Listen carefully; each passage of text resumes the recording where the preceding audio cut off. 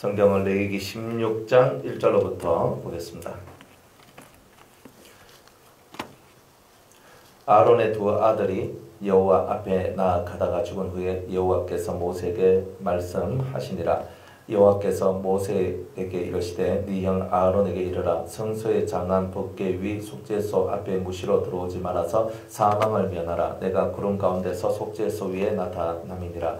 아론이 성소에 들어오려면 수송아지로 속죄 제물을 삼고 수양으로 번제물을 삼고 거룩한 세마포 속옷을 입으며 세마포 고이를 살에 입고 세마포 띠를 띠며 세마포 관을 쓸지니 이것들은 거룩한 옷이라. 물로 몸을 씻고 입을 것이며 이스라엘 자손의 회중에게서 속죄 제물을 위하여 수염소 둘과 번제물을 위하여 수염 하나를 취할지니라. 아론은 자기를 위한 속죄제의 수송아지를 들이되 자기와 군속을 위하여 속죄하고 또 그 두 염소를 위하여 회막문 여호와 앞에 두고 두 염소를 위하여 제비 뽑되 한 제비는 여호와를 위하고 한 제비는 아사셀을 위하여 할지며 아론은 여호와를 위하여 제비 뽑은 염소를 속죄제로 드리고 아사셀을 위하여 제비 뽑은 염소는 산대로 여호와 앞에 두었다가 그것으로 속죄하고 아사셀을 위하여 광야로 보낼지니라. 아론은 자기를 위한 속죄제의 수송아지를 드리되 자기와 군속을 위하여 속죄하고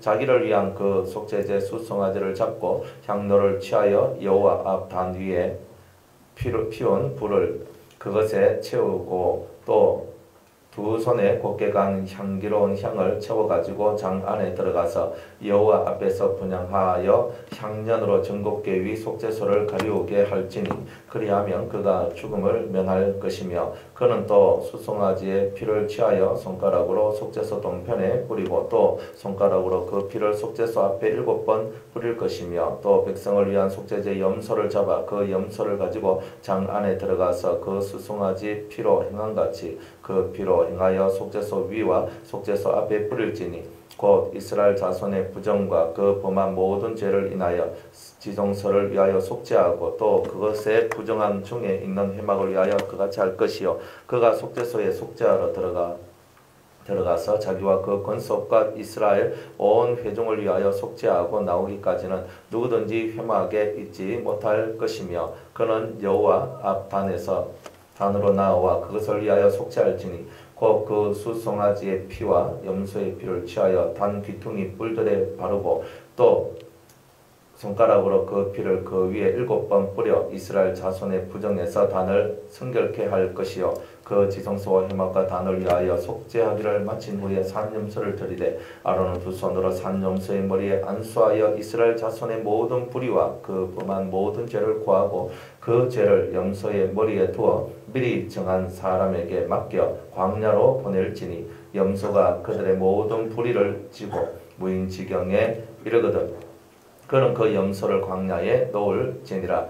아론은 회막에 들어가서 지성소에 들어갈 때 입었던 세마포 옷을 벗어 거기 두고 거룩한 곳에서 물로 몸을 씻고 자기 옷을 입고 나와서 자기의 번제와 백성의 번제를 드려 자기와 백성을 위하여 속죄하고 속죄제 희생의 기름을 단에 불사를 것이요 염소를 아사셀에게 보낸 자는 옷을 빨고 물로 몸을 씻은 후에 진에 들어올 것이며 속죄제 수송아지와 속죄제 염소의 피를 성소로 들여다가 속죄하였은즉 그 가죽과 고기와 똥을 밖으로 내어 불사를 것이요 불사른 자는 옷을 빨고 물로 몸을 씻은 후에 진으로 들어올지니라. 너희는 영원히 이 규례를 지킬지니라. 7월 곧 그달 10일에 너희는 스스로 괴롭게 하고 아무 일도 하지 말되 본토인이든지 너희 중에 우고하는 객이든지 그리하라.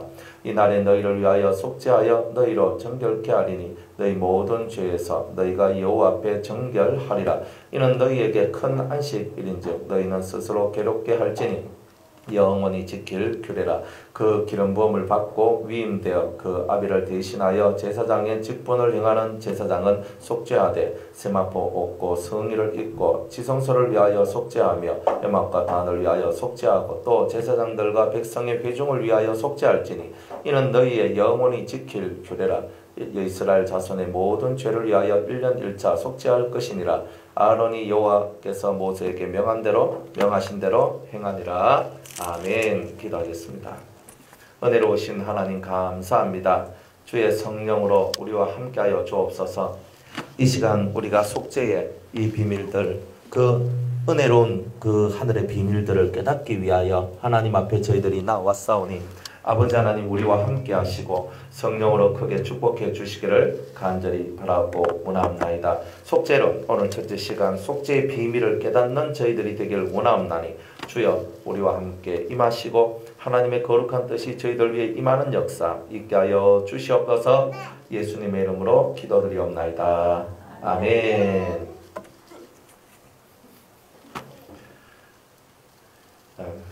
죄에 대한 얘기를 우리가 어제 죄에 대하여서 죄가 뭐냐? 그러니까 우리는 항상 죄가 무엇인가에 대한 것을 배워야 됩니다.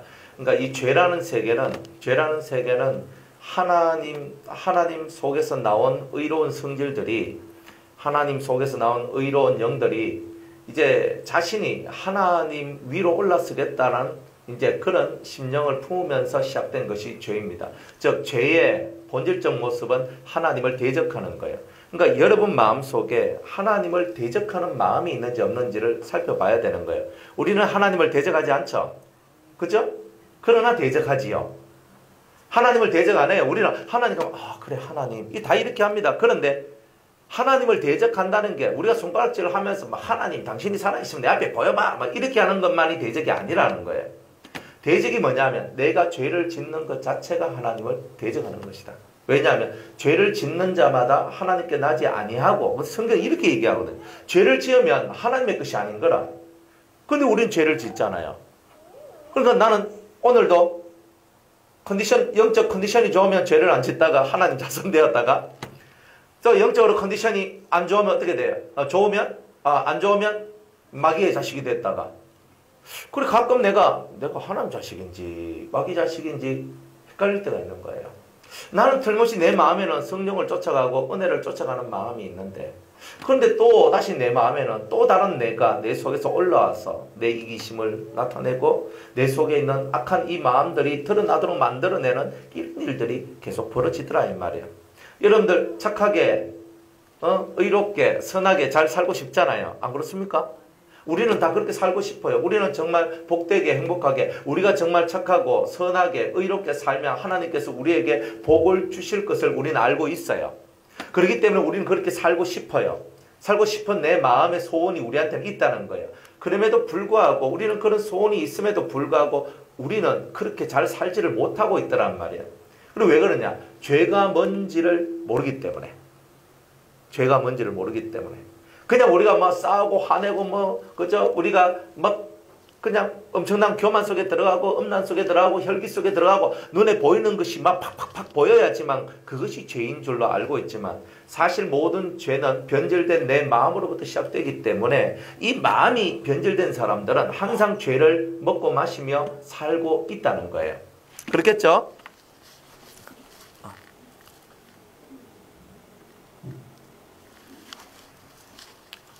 그래서 우리 자꾸 죄를 먹고 마시는 이유가 있다. 그리고 왜냐? 죄의 본성을 깨닫지 못해서 그렇습니다.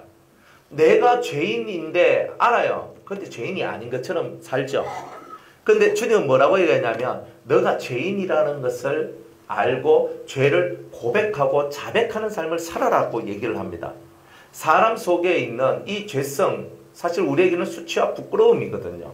근데 이 수치와 부끄러움을 드러내기가 사실은 대단히 어려워요. 그런데 주님은 우리에게 뭐라고 얘기하냐면 너는 수치와 부끄러움을 너의 하나님 앞에서 자백해라.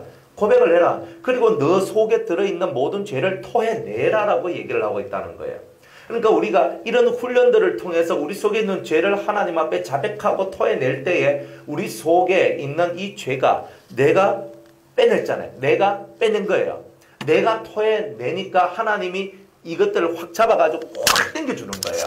그러니까 우리가 회개하는 것이 없으면 하나님이 확 당겨서 내 속에 들어있는 이 뿌리까지 뽑혀지도록 해주지는 않더라는 거예요. 회개의 시작은 제가 하는 거예요. 내가 죄에 대한 애통함과 고통을 갖고 시작을 해요. 그러면 성령이 우리에게 뭘 주시느냐면 이 죄가 얼마나 무섭고 더러운 것인지 이것을 깨닫게 해주고 그리고 더 신랄하게 깨닫게 해줘요. 그러면서 이 죄를 회개가 잘 될 수 있도록 우리의 심령을 그렇게 옮겨줘요. 이런 일들을 매일매일 잘 하다 보면 어느 순간인가 여러분들 속에 있는 잿뿌리를 하나님께서, 예수님께서 여러분들 속에 있는 잿뿌리, 가슴 속에 있는 이 뿌리를 탁 잡고 확 뽑아내주는 이런 일들이 있어요. 이제 이런 일들까지 우리가 진행되어져서 우리 속에 있는 죄가 엎혀지는 이런 일까지 우리가 들어가는 이런 훈련들을 저와 여러분이 해야 됩니다. 우리는 응애하고 아기가 태어났어요. 아기가 태어나면 그 아기한테는 뭐 해줘야 돼요? 젖을 줘야 되고, 우유를 줘야 되고, 이유식을 해줘야 되고, 기저귀를 갈아줘야 되고, 아프면 병원 데려가 줘야 되고, 그죠? 그러니까 어린 나이 때는 다 그렇게 해야 되는 거예요. 어린 나이 때는. 그러나 여러분 연세쯤 되면, 그죠? 예지 같으면, 예지도 저 정도 나이 되면 여기다 쉬해 하면 가서 지가 가서 쉬하고, 똥 마르면 가서 또 하거든요. 예? 그래가지고 뭐 이렇게 바지 이제 기저귀를 차고 있지만 기저귀를 만약 벗고 있으면 어때요? 자, 팬티를 벗기고 가서 쉬해. 어른들이 가르치죠. 근데 지금 여러분들한테 누군가가 나 갑자기 화장실 가고 싶어. 팬티 벗고 가서 쉬하고 오세요. 누가 이렇게 얘기하면 여러분들 기분이 어때요? 예? 아이고 뭐 이래 나오죠. 그거는 말이 안 되는 거예요. 어른은 뭐 화장실 갔다 오세요. 아니면 뭐 가서 팬티 벗고 뭐 화장실 가셔가지고 뭐 하고 또 팬티 올려가지고 오셔가지고 뭐 이래 하세요. 이런 말 안 해요. 그거는 아이들한테, 조그마한 아이들이 그런 개념이 없는 아이들이니까. 그러니까 여러분들이 신앙이 어릴 때는요, 그죠?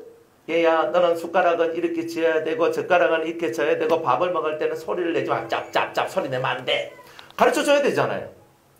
어릴 때는 한 개씩 부모의 말과 어른들의 말과 그 손을 타면서 하나씩 배워 나갈 수밖에 없는 거예요. 그렇게 나가서 나중에 스스로 자립해서 내 스스로 공부도 하고 직장생활도 하고 뭐 장가도 가고 시집도 가서 아도 낳고 키우고 내가 성인이 되어서 살아갈 수 있는 그런 것들은 그런 배움을 통해서 마련되어지는 거예요. 신앙이 어릴 때, 아직 죄를 회개하는 부분이 어릴 때는 계속 우리는 지적을 받게 되는 거예요. 얘야 이렇게 해라, 너 저렇게 해라, 너 이렇게 해라, 저렇게 해라. 그러면 어때요? 자존심이 상한 거예요. 근데 생각을 해보세요. 남의 눈에 띌 만한 것이 자꾸 보인단 말은 내 신앙이 아직 어리다는 뜻이에요. 마음의 것은 보여요, 안 보여요? 내 겉으로 보기에도 내가 잘못됐다는 것이 보일 정도면 나는 아직 신앙이 어린 거잖아요. 그러나 내 삶을 갈무리해서 내 마음속에서 일어나가는 것 가지고 내가 지금 고민하고 있다. 이 말은 뭐예요? 내가 그래도 눈에 보이는 세계에서의 죄를 짓는 부분은 내가 벗어났구나. 단지 내 마음에 지금 내가 사랑을 해야 되는데 막 이 속에서 막 올라오는 거예요. 참고 또 확 올라오는 거예요. 또 확 참고 이런 거 하다가 어떨 때 막 빵 터져. 그러면 막 내가 참았어야 돼. 막 이러면서 이런 거잖아요. 여러분들은 그렇지 않습니까? 뭐 아직도 가서 야 뭐 배 아파요? 오줌 들어가야 돼? 팬티 벗고 가셔가지고 쫙 눕고, 그죠? 그럼 딱 닦고 쫙 오세요. 뭐 이렇게 하는 그런 어린애예요. 그거는 행위 자체가 부실하고 약하기 때문에 하나하나를 가르쳐 줘야 되는 그 단계이기 때문에 그런 것이 있지. 여러분 정도의 신앙의 연수가 되어버리면, 그죠? 어느 정도 여러분들이 예수를 믿고 이렇게 따라오는 이것이 되었다면, 이제 우리의 마음을 갈무리하고 겉으로 보이는 것이 아니라 마음의 세계를 갈무리하는 것 때문에 고민하고 아파하는 그 단계까지는 와야 된다는 거예요. 그래서 이런 심령들이 내가 죄를 지었구나 계속 이 마음속에 이것들이 계속 올라와야 속죄에 대한 열망이 온다 이 말이에요. 내가 죄를 지어도 죄에 대한 감각이 없는 사람은 속죄에 대한 열망이 없어요. 내가 죄 지은 게 없는데 속죄 받을 이유가 없지요. 여러분들은 기도 열심히 하고 있죠. 기도 열심히 한다고 여러분은 죄를 안 짓는 게 아닙니다. 여러분 성경을 많이 읽으시죠. 성경을 읽는다 그래서 설교를 듣죠. 설교를 듣는다 그래서 여러분들이 죄를 안 짓는 게 아니라는 거예요. 단지 어떤 차이가 있느냐면 내 마음에서 일어나고 있는 일이기 때문에 남이 간파를 못한단 말이에요. 그러니까 남들이 볼 때는 나는 뭐예요? 지금 신앙생활을 잘하고 있다라고 착각하게 만드는 거예요. 그러나 내 마음은 어때요? 내 심령은? 내 심령은 어때요? 지금 여기서 울그락불그락거리고 좋지 않고 왔다 갔다 하는 이 심령의 상태가 내 안에 있다는 것을 누가 알아요? 내가 알잖아요. 그러니까 이런 내 심령을 갖고 사람들 앞에서 내 심령이 이래요 이렇게 말하는 것은 철없는 애의 얘기잖아요. 그러니까 내 심령에 있는 나만의 이 고민과 아픔을 갖고 이제는 어디로 가는 거예요? 골방으로 들어가서 뭐지? 그런가 하나님하고 내하고 사이 속에서의 이 진실한 독대 하나님 앞에서 내 심령을 토해내면서 하나님 제 마음이 이래요. 하나님 제 마음이 이래요. 이것을 마음을 이제 막 올리는 거예요. 그러니까 처음에 성도들이 죄를 짓고 내가 겉으로 보이는 죄를 지을 때는 사람들 앞에서 가슴을 치며 눈물을 흘리면서 회개하고 나는 담배 끊었습니다. 난 이제 술 끊었습니다. 나는 이제 뭐 이거 안 합니다. 난 저거 안 합니다. 하고 막 우리는 이렇게 살지만은 이제 내면의 죄로 딱 들어와 버리면은 하나님 앞에서 사람들 앞에서 내가 이런 거 진짜 뭐 말하기도 되게 힘든 이런 심령의 오묘한 이야기들이 있다 이 말이에요. 그래서 골방에 들어가서 혼자서 하나님 하면서 나아가는 이런 회개의 모습들이 나오는 거예요. 그래서 여러분들이 골방으로 들어가서 하나님 앞에 여러분의 심정을 토로하는 거예요. 하나님 제 마음이 이래요. 저는 정말 사랑하고 또 사랑하고 싶은데 저 인간 쳐다볼 때마다 속이 디비져가지고 내가 한 번은 참고 두 번은 참고 세 번은 참겠는데 네 번째는 제가 뚜껑이 확 열리는데 왜야만 좋습니까 주님 하면서 이렇게 기도를 하는 거예요. 그렇게 기도를 하면서 하나님 앞에 내 마음속에 자꾸 저 사람을 증오하고 저 사람을 미워하고 저 사람을 싫어하고 저 사람을 가까이 이렇게 다가가기 싫어하는 이런 마음들이 자꾸 올라오니까 하나님 저는 저 사람만 오면 막 기분이 싹 안 좋아져요. 이런 제 심령을 어떻게 해야 됩니까? 우리가 이렇게 하면서 나아가잖아요. 그런데 실제로 여러분들이 그런 것을 갖고 내 심령 속에 속죄를 받아야 된다라고 여러분들 마음속에 가지는 사람은 드물어요.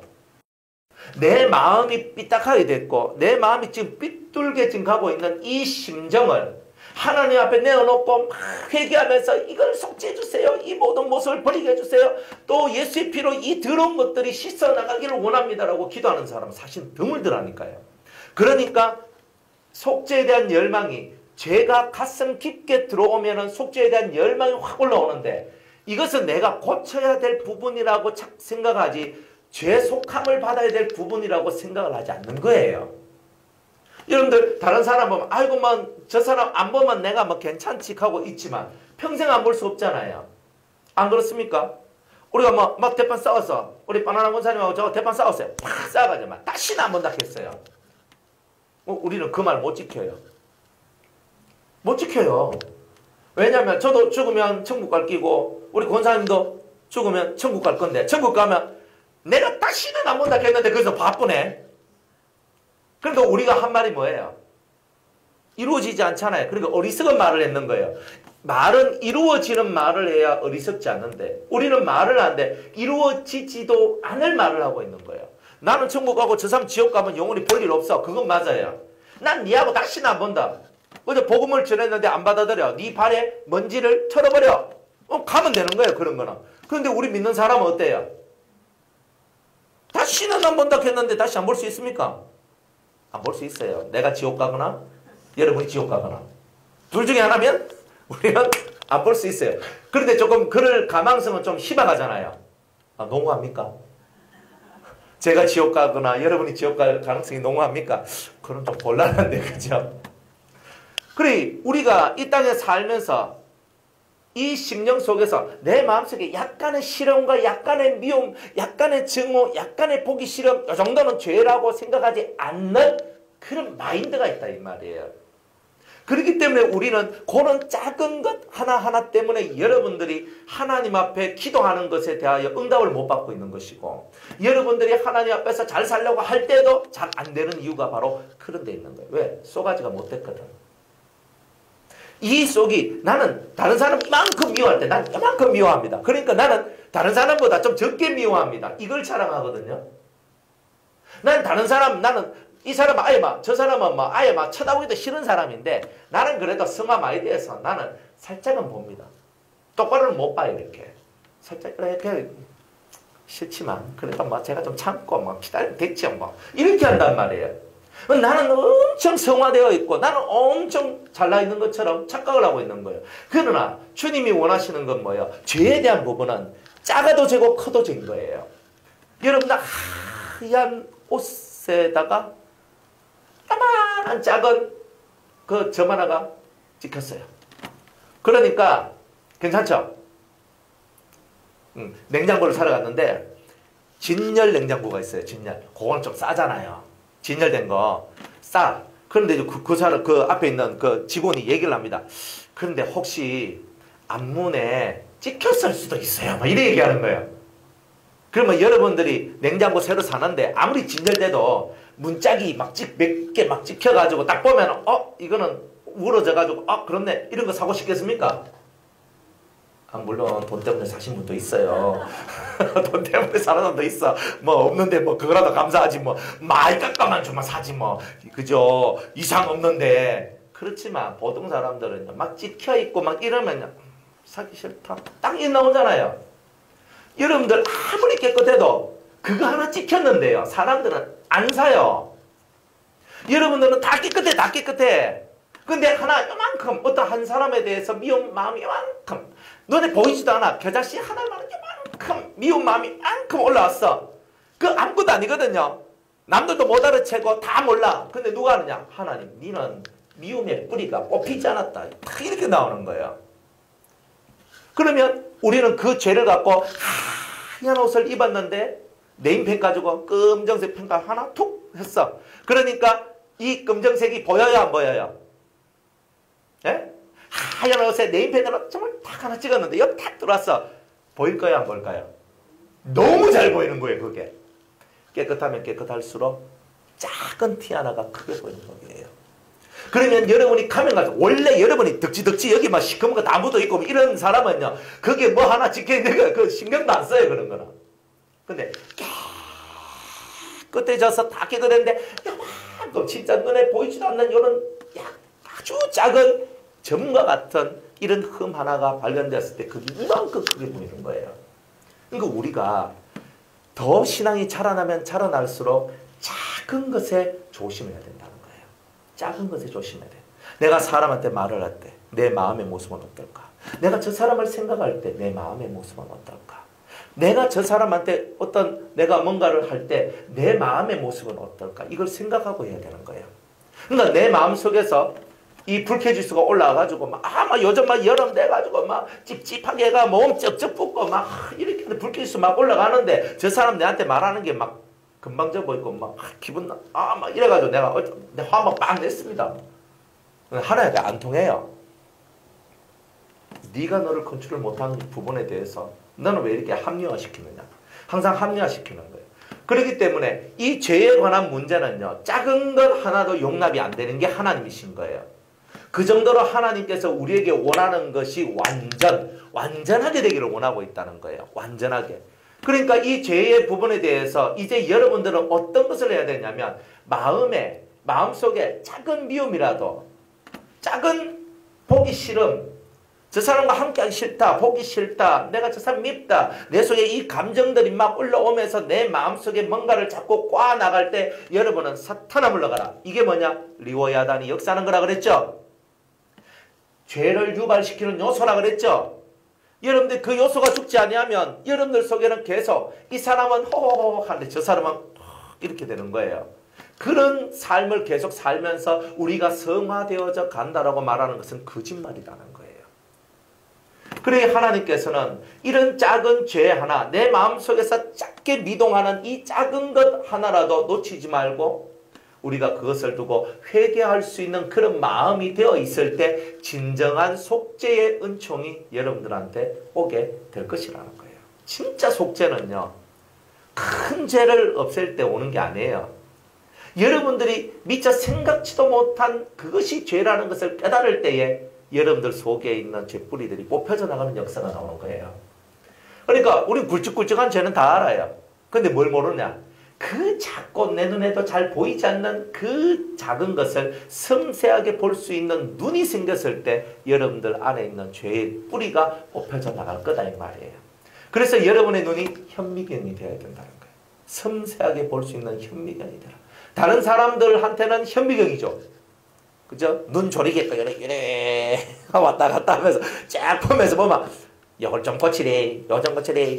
그죠? 남권사님 이걸 고쳐라. 그죠? 문권사님 이걸 고쳐. 내가 아예 하나님이 돼가지고 당신은 이걸 고치고 당신은 이걸 고치고 당신은 이걸 고치면 다 될 겁니다. 뭐 안 그렇겠어요?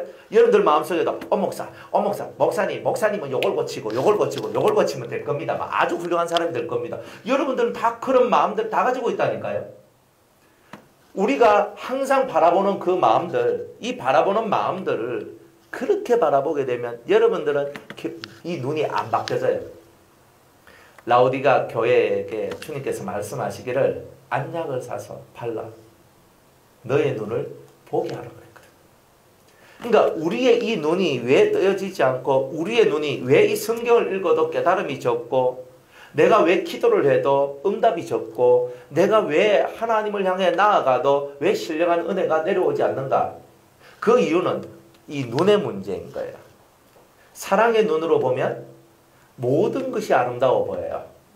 내 마음이 천국이 되면 여러분들 속에서 이루어지는 것이 다 천국적인 것들이 이루어지게 되는 거예요. 그 사람을 볼 때 이래서 좋네 저래서 좋네 하는 사람이 있고요. 이래서 안 좋네 저래서 안 좋네 하는 사람이 있고요. 어떤 사람은요. 이 사람 이건 좋은데 이건 안 좋네 하는 사람도 있어요. 그죠? 여러분들은 어떤 사람입니까? 우리 남권사님은 이게 너무 좋아요. 박수 쳐줘야 돼요. 뭐 이런 사람입니까? 아니면 우리 남권사님은 이건 좋은데 이건 안 좋아. 이런 사람입니까? 아니면 저 사람 볼 것도 없어. 이런 사람입니까? 한번 보세요, 여러분. 그러면 셋 중에 하나일 거예요. 안 그래요? 여러분이 자식을 볼 때 어떻게 봐요? 저놈이 인간 되겠나? 이렇게 봅니까? 아니면 여러분 요건 좋은데 요건 안 좋네 이렇게 봅니까? 아니면 사랑스러워라 예뻐라 이렇게 보입니까? 어떻게 보입니까? 여러분들 눈에는 어떻게 보여요? 여러분의 자식이. 여러분의 남편이나 여러분의 아내가 어떻게 보여요? 우리 남편은 다 좋은데 이것 때문에 안 됩니다. 이렇게 얘기합니까? 예? 아니 우리 남편은 너무 천장하고 너무 하나님의 사랑 갖고 너무 은혜로운 사람입니다. 뭐 이렇게 얘기하십니까? 아니면 귀신 눈 물었습니까? 왜 저 인간 안 잡아갑니까? 뭐 이렇습니까? 여러분 눈은 어때요? 여러분의 눈은 어디에 가까워요? 1번, 2번, 3번 중에 하나겠죠? 여러분 눈은 어디에 있어요? 지금 그게 여러분의 신앙입니다. 보는 게 여러분의 신앙이라고요. 자, 여러분이 누군가의 말을 들어요. 말을 딱 들을 때 이 사람이 보통 여러분들이 대화를 할 때 좋은 얘기를 많이 합니까? 안 좋은 얘기를 많이 합니까? 예? 솔직하게 그냥 딱 까놔놓고 한번 해봐요. 여러분들 친구 집에 놀러 갔어. 누가 내 잘 아는 누가 만났어. 그러니까 성경 펴놔놓고 야, 내 어제 이 말씀 읽을 때 내가 은혜 받았대 하면서 뭐 이렇게 합니까? 니 뭔 일 없나? 꼭 이렇게 묻기 시작하거든요. 그래, 니 뭔 일 없나? 이러면요. 난 없는데 그 말은 뭐예요? 그죠? 니 뭔 일 없나? 상대가 뭔 일이 있든 없든 상관없어. 뭔 일 없나는 말은 내가 뭔 일이 있다는 뜻이거든요. 그러니까 자기 속에 있는 말을 하고 싶은 게라 뭐시 어찌고 저찌고 눈이 사랑의 안약을 발라놔야 되는데 이 눈이 비판과 정죄의 눈으로 다 바뀌어져 있는 거예요. 이 마음속에 저는 저희 아버지가 연세가 저하고 51살 차이예요. 할아버지가 전락 오신 거예요. 그러니까 우리 아버지하고 저하고는 세대가 그죠? 벌써 우리 아버지는 일제시대 사람이고 일제 1920년도생 지금 살아계시면 100살 일제시대 야 그러니까 아버지는 얘기하시면 내가 젊은 날에 우리 가문을 우리의 무너진 가문을 일으켜 세우기 위하여서 내가 일본에 건너가서 뭐 이렇게 나오시거든요. 내가 줄임배를 내가 움켜쥐고 내가 아침에 물 마시고 점심때 물 마시고 배를 움켜쥐고 일을 내가 돈 벌어가지고 와가 7년 일해서 와가지고 내가 집도 사고 땅도 사고 산도 사고 내가 그래서 내가 이렇게 했다 하거든요. 저는 몰라요. 배 움켜잡고 산 적이 없어서. 또 우리 아버지는 6.25 때 공산군이 우리 집에 내려왔는데 낮에는 공산당이 막 내려오고요. 그죠? 밤에는 막 이렇게 막 하는 거예요. 그러니까 막 낮에 못 있는 거예요. 그러니까 낮에는 어디 가야 되냐면 산에 가야 돼. 산에 가서 숨어 있다가 잡히면 끌려가거든요. 그때 지리산 자락이라 가지고 지리산 빨치산 잘 아시죠? 그죠? 빨치산 뭐 이런 거 내려와 가지고 막 가가는 거예요. 사람도 데리고 가고 막 곡식도 가고. 우리 아버지는 막 잡히면 안 되니까 올라가는 거예요. 그때 6.25 났을 때 우리 아버지가 30살, 그 30대 초반이니까 데리고 가면 확실하잖아요. 그죠? 산에 딱 올라가서 탁 있다가 한밤중에 싹 시커멀 때, 그때 우리 촌이요. 정말 촌이거든요. 그러면 내려와서 쫙 내려와가지고 아버지가 거기서 감자, 고구마, 아니면 끓인 거 딱 들고 있잖아. 또 싹 올라가는 거야. 그러면 어머니가 챙겨가지고, 그래 또 이래가지고 또 올라가는 거야. 그럼 또 낮에는 그거 먹고 계시다 또 밤에, 저 김새가 이상하다 하면 못 내려오고, 이런 얘기 하는 거예요. 그걸 저보고 이해하라고 하시는 건지, 뭐라고 하시는 건지 몰라. 그러니까 벌써 세대가 이만큼 차이가 딱 나다 보니까, 저희 아버지가 하시는 말씀 저하고 공감대가 없어요. 공감대가 없으면 대화가 돼야 안 돼요? 네? 안 됩니다. 여러분들 집에도 그런 일 많이 일어나요. 그죠? 20, 30살밖에 차이 안 나는데도 공감대가 형성 안 나는데 50살이 차이 나는데 공감대가 일어날 리가 어디 있어요? 그러니까 제가 결혼하기 전까지 저희 아버지하고 대화를 나눠본 적이 거의 없어요. 그러니까 아버지는 하시고, 그러니까 저는 뭔 말하면요, 우리 아버지는 항상 별로였거든요. 그러니까 어린 날부터 해가지고 아버지는 무서웠어요. 막 들고 던지고 막 이래 하니까. 그러니까 아버지하고 대화가 안 됐거든요. 그러니까 제 마음속에 딱 뭐냐면, 또 우리 아버지하고 엄마하고 맨날 싸우면 막 싸우고 막 하거든요. 그러다 보니까 엄마가 집 나가. 그 집 나가면은 맨날 또 우리 아버지는 내보고 엄마 찾아오라 그래. 그럼 맨날 자전거 타고 맨날 고모집 갔다 작은집 갔다 맨날 이게 스토리인 거라 이게. 그렇게 사니까 아버지에 대해서 제가 마음이 좋겠어요, 안 좋겠어요? 좋겠죠? 그죠? 제가 이런 마음은 안 가졌는데,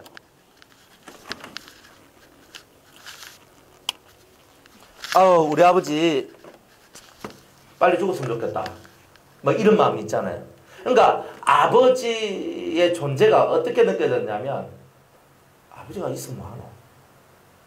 맨날 소리를 지르고 엄마는 집 나가게 하고 막 이 마음속에서 막 그런 거친 마음들이 올라오는 거예요. 아버지가 왜 필요한지 저는 이해를 못했어요. 아버지가 왜 필요해? 왜? 어린 나이 때는요, 그냥 아버지가 왜 필요한지 몰라. 그런데 아버지하고 대화를 안 하다가 이제 결혼을 했거든요. 사모님하고 이제 결혼을 해가지고 이제 하다 보니까 이제 아버지하고 뭔가 모르게 이제 조금씩 대화가 되더니만, 언제부터 본격적으로 대화가 됐냐면 어머니가 돌아가시고 아버지를 모시고 나니까 그때부터 해가지고 하는데, 원래 아버지하고 대화가 잘 안 됐단 말이에요. 그런데 그분이 우리 집에 와가지고 그래도 우리 아버지 예수 믿게 해가지고 돌아가시기에 막 해가 어쨌든 천국 가게 만들어야 되겠다는 이 사명감으로 아버지를 모셔가지고 집에 와가지고 같이 살았는데, 진짜 처음에는 진짜 좀 속이 별로 안 좋았어요. 아버지의 생각과 내 생각이 너무 달라. 그리고 또 우리 아버지는요, 밖에 나가면 맨날 양농 가고 노인정 가면 맨날 제 욕을 하는 거예요. 진짜 너무 화가 나는 거예요. 아니, 그래도 목사인데 가가지고 그냥 우리 아들 목사입니다 하고 끝나면 될 걸 가지고 가서 와 그래 욕을 하는지. 근데 욕을 했다는 게 또 제 귀에 안 들리면 또 되잖아요. 자기들끼리 쏙닥쏙닥 했다고 그러면 그만이지. 근데 그 소리가 또 내 귀에 또 다 들려. 그러니까 아버지가 얼마나 싫겠어요. 아들은 이렇게 좀 멋지게 한번 살아보고 싶은데 우리 아버지는 맨날 내 다리 잡아가지고 내놓는 꼭 물귀신 같이 그런 모습이에요. 그러니까 아버지의 그런 사고방식과 그런 모습들이 이해가 안 되는 거예요. 그러니까 이 속에 아버지에 대한 사랑, 조음 없어요. 이 속에 미움. 빨리 안 가시나. 80이 넘은데도 너무 정정하셔. 너무 부담이야. 이 속에 진짜 부담감이에요, 부담감. 그냥 성경에도 강건하면 80이라고 그랬는데 그냥 저거 와 오래 사시네.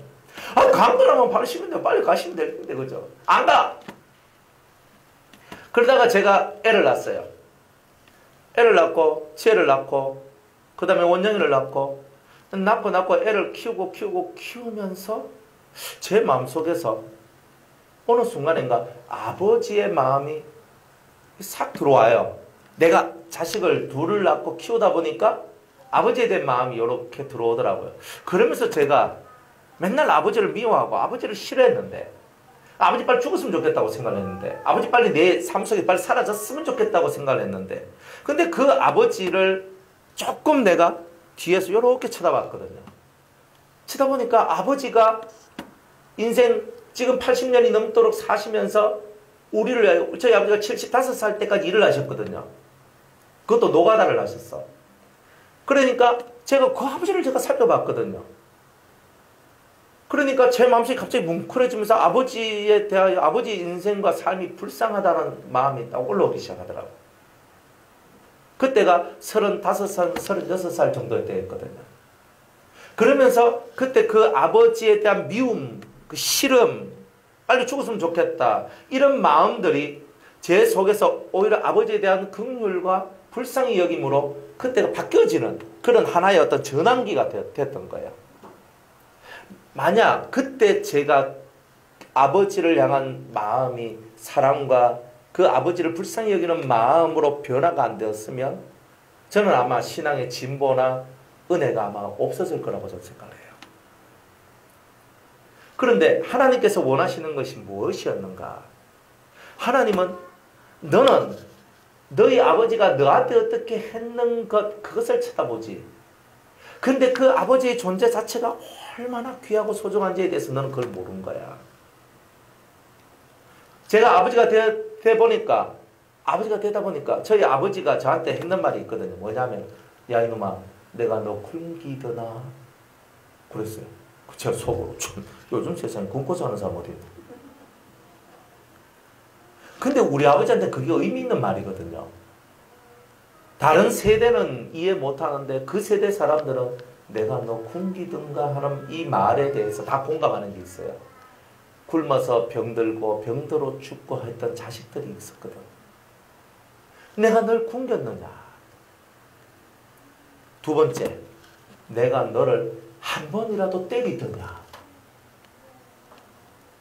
나중에 우리 누나들한테 제가 이야기 들으면 우리 누나들은요 죽신나게 얻어맞고 컸대요. 우리 아버지한테. 저는요 한 대도 안 맞았는데 그래서 제가 가만히 보니까 우리 아버지가 나를 얼마나 사랑했는지 있잖아요. 35살이 넘어가서야 그게 느껴졌어요. 그때 딱 느껴지면서 우리 아버지를 불쌍히 여기고 아버지 8년을 모시고 90에 돌아가셨는데 아버지가 돌아가실 때쯤 되니까 제 마음속에 아버지에 대해서 완전히 활짝 열려있는 거예요. 그리고 아버지가 돌아가셨는데 제가 아버지가 돌아가시고 몇 개월 동안 아버지의 영혼을 위해서 막 기도를 했고 제 마음속에서 아버지 살아계실 때 임플란트 해달라고 그랬는데 임플란트 내가 못 해드리니까 내가 이 가슴에 막 이게 와 이거 어때요? 그때는 우리가 너무 어렵게 살고 그때 우리 사모하고 저하고 목회도 막 어려웠거든요. 목회도 어렵고 모든 것이 어렵고 아버지 이빨 다 빠졌는데 다 하려면 한 3천만 원 들어야 되는데 우리는 먹고 죽을 돈도 없는데 무슨 3천만 원가 어떻게 해야 돼? 근데 그때 그거 못 해드리는 게 막 제 마음에 아픈 거예요. 마음이 아프고 제가 아버지를 모시고 살면서 제가 한 건 별로 없어요. 사모가 많이 했지. 그런데 이 심령 속에서 그 아버지에 대해서 내가 옛날에는 아버지가 나한테 뭐 해줬는겨? 하면 이렇게 나가던 제 마음이 아버지한테 내가 너무나 못한 것에 대한 생각들이 막 올라오면서 눈물을 그렇게 많이 흘렸어요. 아, 그렇구나. 이 마음속에 우리가 사랑이 없을 때는요.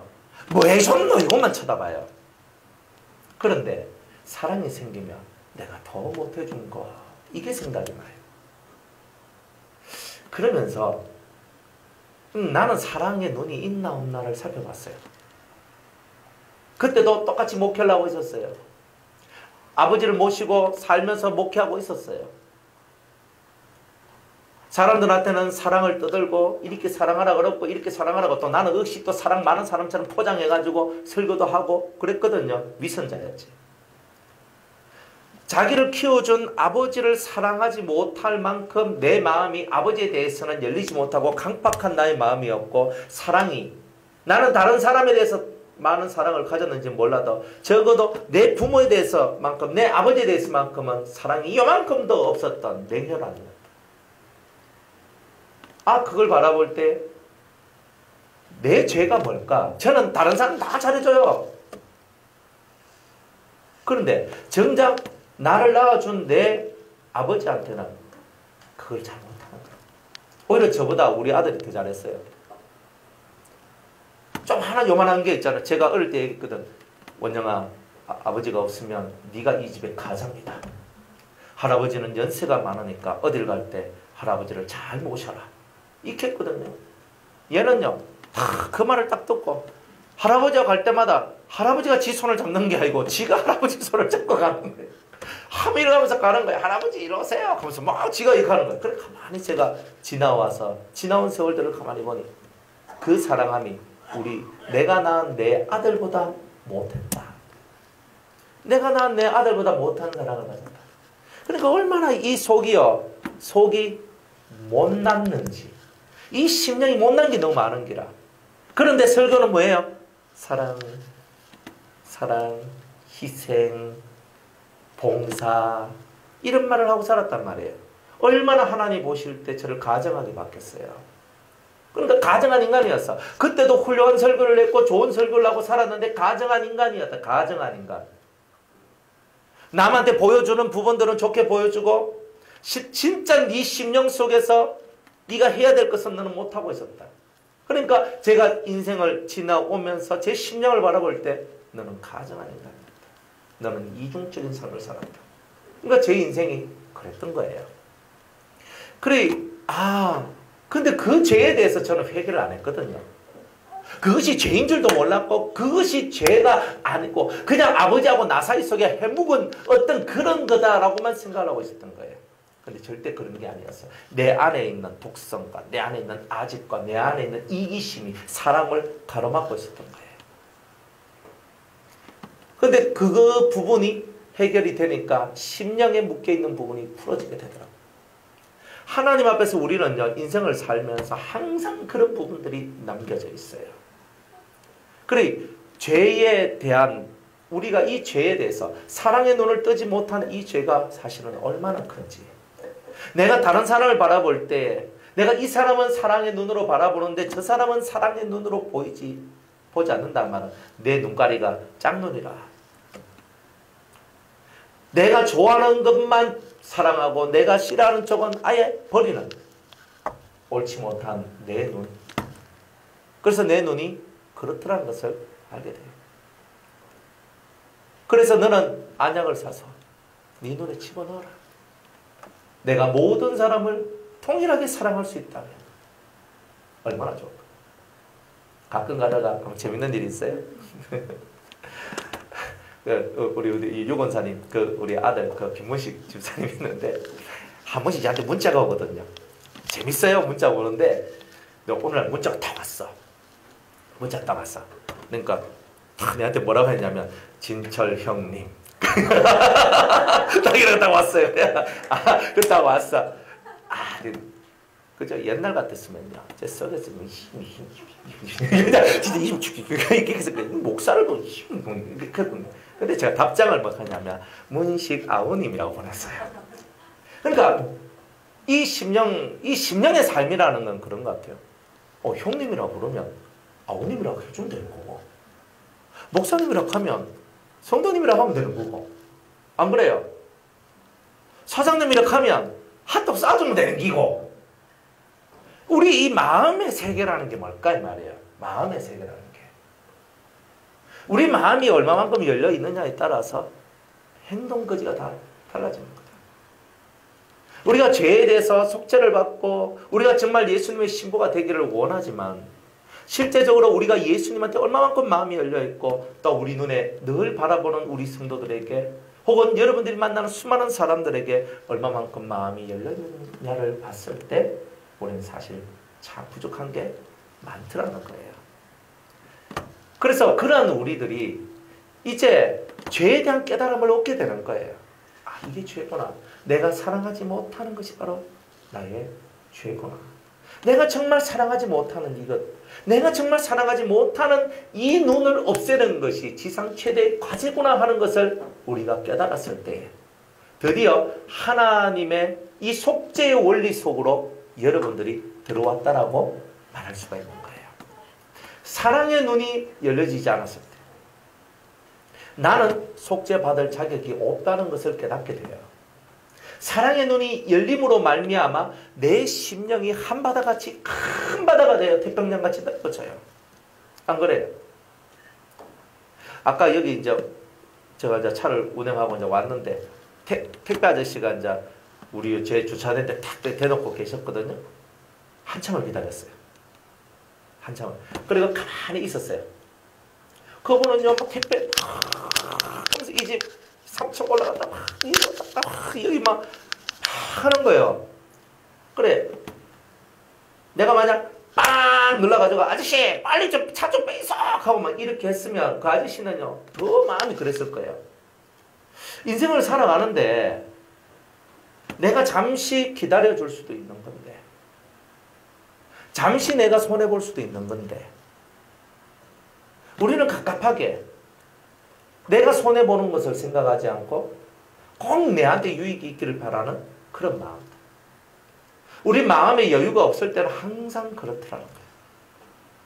사랑이라는 세계는 나와 너와의 관계가 아니라 내 심령 속에 있는 나의 모습을 정확하게 드러내줘요. 진짜 사람을 사랑하는 마음이 있는 사람은 사람을 바라보는 마인드 자체가 틀려집니다. 사람은 기계도 아니요. 사람은 돈도 아닙니다. 사람은 하나님의 형상을 입은 거룩한 존재라는 거예요. 단지 지금은 그 거룩함을 잃어버렸기 때문에 하나님의 매 속에 하나님이 주시는 고난 속에 들어왔다는 거지. 그러나 언젠가 우리는 하나님을 아버지라고 부르며 나아갈 그런 모든 사람이라는 것. 예수 안 믿는 사람들도 언젠가는 하나님 앞에서 하나님을 아버지라고 부를 날이 오게 될 거예요. 큰 의미에서 다 한 아버지 안에서 나온 자들이기 때문에 믿는 자나 안 믿는 자나 다 우리가 존대하고 위해줘야 될 일들이 우리에게는 있는 겁니다. 그래서 여러분들이 죄에 대한 이 심정, 죄의 심정이 바르게 만들어졌을 때 속죄의 이야기가 이제부터 제대로 시작된다는 거예요. 속죄론 첫 번째 시간인데 속죄의 의미에 대한 것을 한번 나누고 싶었어요. 속죄의 의미. 여러분들 하나님께서는 아담과 하와가 죄 지을 줄 알고 계셨을까요? 모르고 계셨을까요? 네, 알고 계시죠? 그러니까 왜 하나님은 알고 계셨다. 근데 거기서 이제 우리는 중요한 것을 깨달을 수 있어요. 성경에 마태복음 25장에 보면 창세 전부터 너희를 위하여 천국을 예비하였다. 또 지옥도 예비하십니다. 창세 때부터. 창세 전이 아니고 창세 때부터. 그러면 하나님은 이미 천국과 지옥에 대한 예비가 이 천지 만물을 창조하시면서 이미 시작된 거예요. 그 말은 뭐예요? 마귀도 타락될 걸 아셨고 사람도 타락될 걸 다 아셨어요. 그런데 왜 하나님은 타락될 줄 알면서도 아무 일 안 하셨을까요? 제가 많이 말씀해 드렸죠. 그죠? 그죠? 자, 왜? 자, 복습하는 의미에서 왜 하나님은 인간이 타락할 줄 알면서도 그들을 위하여 타락을 방지하는 일, 천사가 타락하거나 사람이 타락하는 일을 방지하는 일을 하지 않으셨을까요? 특별히 사람은 천사보다 사람을 더 사랑하셨는데 왜 하나님은 타락하지 않도록 막지 않았을까요? 자, 이렇게 누군가 질문을 했어요. 그죠? 자유의지를 줬기 때문에. 좋습니다. 자, 또. 스스로 깨닫게. 깨닫게 하기 위해서. 예. 또 예.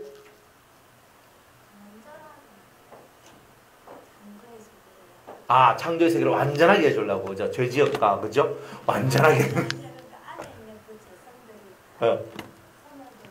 소멸되고. 하여튼, 이 하나님을 대적하는 것을 다 없애는, 그래서 완전하게 만들어주기 위해서 가만히 냅뒀다. 또요. 네, 생각을 해야 돼요, 생각. 이거 되게 중요해요. 이걸 풀어내야 돼요. 이걸 풀어내야 하나님 마음과 내 마음이 연결돼요. 왜 하나님은 죄질 줄 알면서 가만히 놔뒀을까요?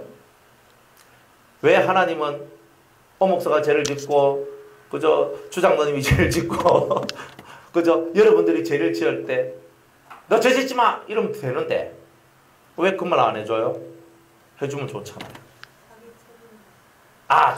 책임이란 말이 나왔어요. 그죠? 또, 옛날 거 볼 거 없어요. 여러분들도 지금 죄 짓고 있잖아요. 하나님이 딱 가가지고, 김권사 넌 죄 짓지 마. 너 지금 이카고 있는 게 죄야. 이카면 죄 짓겠어요? 안 짓겠어요? 안 짓죠. 근데 하나님 그 말 해요? 안 해요? 우리한테 직접적으로 그 말 안 하잖아요.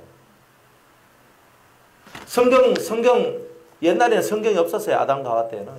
다 말로서 다 하는 거예요. 왜 하나님은 죄 지을 줄 아는데 왜 가만히 놔둬요? 그죠?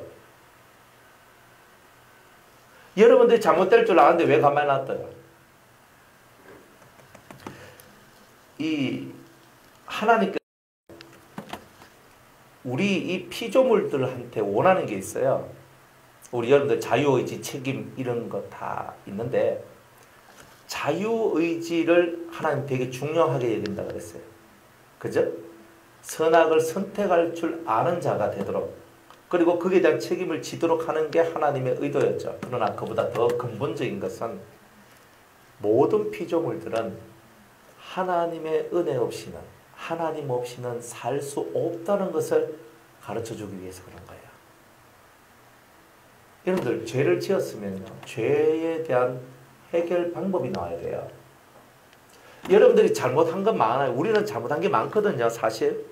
여러분들 지금 뭐 60년 사셨다, 50년 사셨다, 나는 40년 살았다, 나 70년 살았다. 우리가 살아오면서 우리가 죄 안 지은 날보다 죄 지은 날이 얼마나 많을까요? 사실 엄청나게 많거든요. 근데 그 엄청난 범죄의 현장 속에서 하나님께서 우리를 그 범죄의 현장 속에서 건져내 주지 아니하시고 가만히 내버려 두는 거예요. 그러면서 이렇게 얘기하신 거예요. 난 너에게 선택할 수 있는 자유의지를 주었다. 옛날이나 지금이나 똑같아요. 그런데 우리가 선을 행해서 막 쫓아나가면 좋은데 우리가 뭐 맨날 그리 삽니까? 한 번씩 디비져가지고 난리를 치는 게 우리 인생이니까. 그러면서 우리가 죄를 지으면 푹 꺼져요. 속이 좋지 않고, 그리고 삶이 좋지 않아요. 마음이 괴로워요. 그러면서 죄를 지으면 이런 고통이 따르는구나를 알게 돼요. 그런데 이 죄의 문제는 내 양심의 자유의 문제거든요. 내가 아무리 양심 자유를 얻고 싶어도 못 얻는 거예요. 그래가지고 이 양심의 진정한 자유를 얻기 위해서 많은 철학가들이 연구를 했는 거예요. 그래서 많은 철학가들이 연구해서 내린 결론이 뭐냐면, 그죠? 결론이 뭐냐면 착한 일을 하면 된다는 거였어요. 그래서 모든 그리스도 외의 다른 종교는요, 특별히 이 기독교를 가장 대적하는 종교가 불교거든요. 그런 불교 지파들, 불교에서 흘러나온 그 사람들은 다 이 예수를 대적합니다. 안 하는 것처럼 보여도 최고로 대적을 많이 합니다. 그렇게 딱 대적을 하거든요. 그쪽에서도 극락왕생하려면 뭐 해야 된대요? 착한 일, 선한 일 해야 된다는 거예요. 근데 원리가 있어요. 다 똑같은 말을 해요. 1번, 죄값은 갚고. 죄값은 갚고. 두 번째, 착한 일을 많이 해라. 이리 얘기합니다. 여러분들 종교라는 것이 사람들이 연구를 했어요. 이 수천 년 동안 연구를 했거든요. 그래서 말하기를 네 죄값을 갚고 착한 일을 마해라. 이 죄값은 뭘로 오느냐면 인과응보라 그러잖아요. 네가 어떤 잘못된 씨를 뿌렸기 때문에 잘못된 열매가 나온 거에 대해서 그대로 받아들여라 그래요. 그리고 그런 상황 속에서도 너는 착한 일을 하라 그래요. 자, 이 말을 딱 들어보니까 이 말이 정답 같아요. 정답 같아요. 그래서 사람들이요, 다 원인이 있기 때문에 결과가 있으니까 너희들은 네가 뿌린 씨에 대해서는 네가 거두어 들여라. 그리고 네가 아무리 그것 때문에 인생에 고통이 오고 고난이 오더라도 네가 뿌린 것이기 때문에 네가 그대로 받아라. 그 다음에 너는 착한 일을 하고 사람들에게 선을 베풀어서 너 자신을 깨끗하게 만들어라. 이렇게 얘기를 해요. 예수가 없는 사람들한테는 최고의 복음입니다. 최고의 복음이에요. 그런데 내가 아무리 죄값을 받고 내가 아무리 착한 일을 해도 내 속에 있는 이 본성, 죄의 본성이 변화되느냐, 이걸 봤을 때 이 부분은 변화가 안 되더라고요.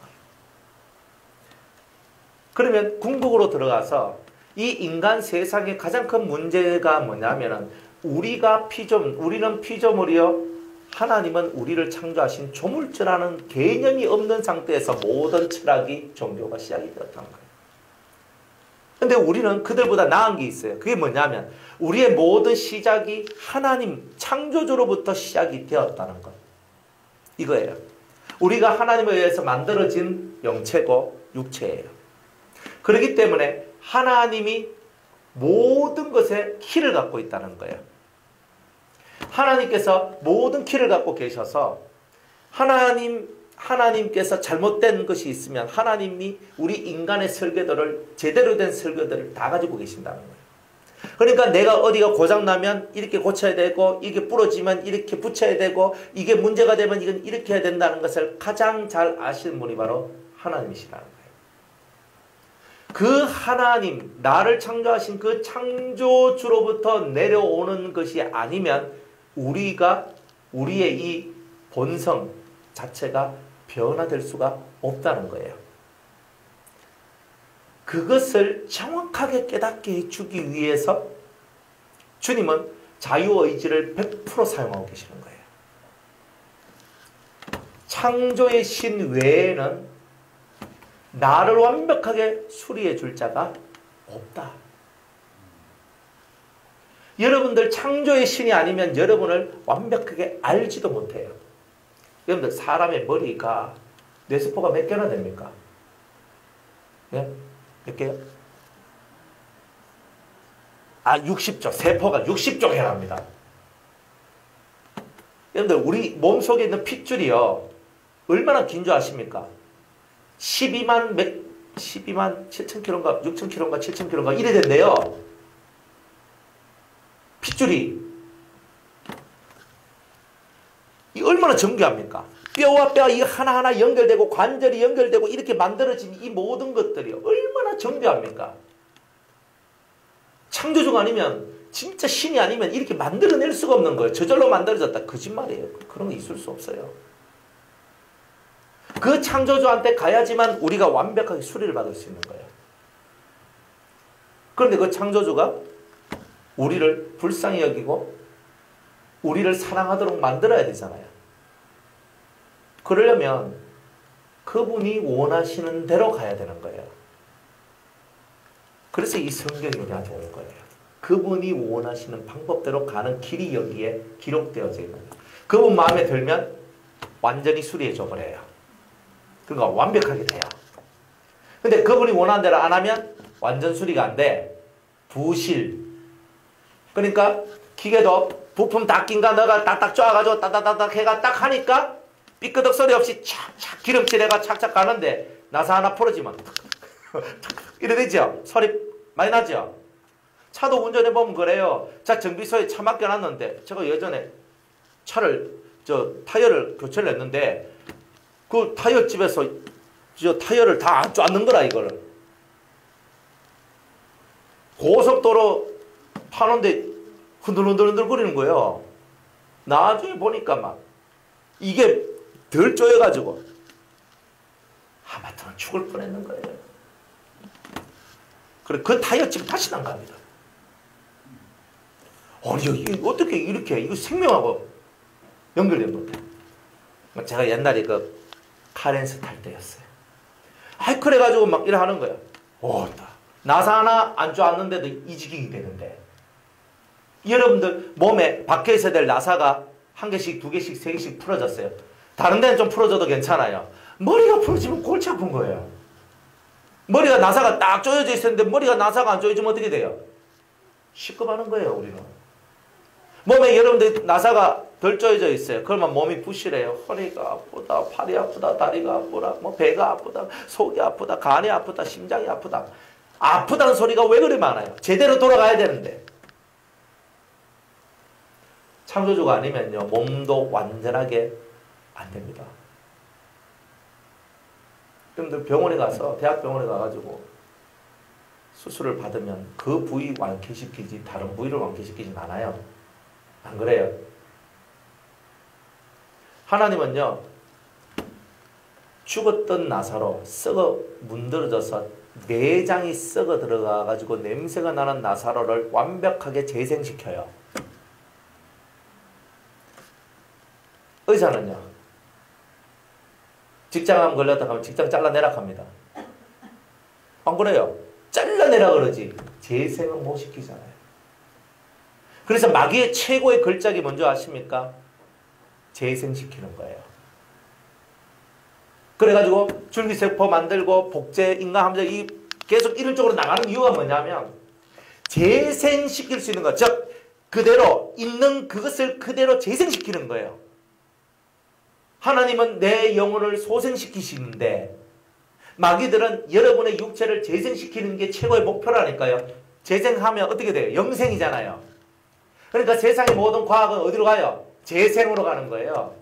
피부 재생, 눈도 재생, 발도 재생, 잠도 재생, 심장도 재생. 인공 심장 끼워서 얼만큼 살겠어요? 심장이 원위치대로 재생되어야 되잖아요. 근데 그 재생은 과학이 할 수 있어요, 없어요? 못해요. 과학이 할 수 있는 거는요, 끊어내고 붙이고, 그죠? 하나님 만들어 놓으신 그 자연 치유력이 발달될 수 있도록 해주고, 뭐 그런 거예요. 완벽한 재생은 하나님밖에 없어요. 우리는 완벽한 재생을 하는 은총을 받았죠. 그게 부활체예요. 그때는 흙이 흙으로 안 돌아가고 흙이 신의 몸이 돼버려요. 완벽한 재생이에요. 그러니 하나님께서 우리의 모든 것을 가장 잘 아신다 이 말이에요. 그 하나님하고 내하고가 제대로 연결이 돼야 됩니다. 그 하나님하고 내하고 제대로 연결돼야지만 되는데 그 모든 방법을 여기에 써놨는 거예요. 특별히 양심의 자유를 얻게 하는 이 속죄의 원리를 하나님이 성경에 써놓은 이유는 뭐냐? 하나님하고 내하고 완전히 하나가 되도록 만들려는 뜻이 있는 거예요. 좀 전에 말한 것처럼 하나님의 은혜가 아니면 살 수가 없는 자로 깨닫게 해주시려고. 하나님의 은혜가 아니면 단 하루도 살아갈 수 없는 우리임을 깨닫고 날마다 하나님 앞에 주 은혜로 인하여 제가 오늘도 숨을 쉬고 살아가고 있나이다. 주님의 은혜가 아니면 사랑할 수가 없고 주님의 은혜가 아니면 이 세상 살아갈 수 있는 이유, 힘도 없는 죄입니다. 하나님께서 나를 위하여 행하신 모든 일들을 생각할 때에 감격하고 감동이 올라오는 거예요. 저절로 하나님 앞에 무릎을 꿇고 순종하고 엎드리고 하나님을 사랑한다고 두 손을 높이 들고 경배해요. 하나님의 은혜가 아니면 살 수 없는 것. 정말 감동적인 세상을 만들고자 하시는 게 하나님의 뜻인 거예요. 또 여러분이 이 속죄라는 이 세계가 있는 이유는요, 하나님께서 우리 인간 속에 있는 불순물들을 너무 잘 알기 때문에 이 불순물들을 다 빼내는 이 작업을, 스토리를 만들고 계시는 거예요. 그럼 그게 뭐냐? 하나님은 우리를 자기의 아들로 삼으셨거든요. 하나님의 아들로 삼았어. 그게 무슨 말이냐면 하나님 자신처럼 만들기 위한 계획이 속죄의 계획이다 이 말이에요. 자, 크게 두 가지 속죄의 의미가 있어요. 첫 번째는 하나님의 은혜가 아니면 살 수 없는 것을 깨닫게 주시는 원리가 이 속죄 속에 들어있다. 두 번째는 우리를 하나님처럼 하나님 자신처럼 만들어 주시고자 하시는 아버지의 깊은 사랑이 들어있다는 거예요. 그래서 우리는 이 속죄 속에서 하나님 앞에 감격하고 엎드러지는 거예요. 우리 예수의 피가 아니면 양심의 자유를 얻을 수 없잖아요. 하나님의 이 놀라운 계획이 아니면 우리는 이 심령의 자유를 얻을 수가 없어요. 여러분들 아무리 잘난 어떻게 살고 이렇게 살던 우리의 이 심령의 자유는요 그냥 오는 게 아니에요. 그래서 이 두 가지가 깨달아져야지만 양심의 자유, 심령, 죄로부터 자유할 수 있는 은총이 와요. 하나님의 은혜가 아니면 단 하루도 살아갈 수 없는 우리다 하는 것이 가슴 절절히 깨달아질 때, 그래서 예수 그리스도를 누가 보내줬어요? 하나님이 보내줬잖아요.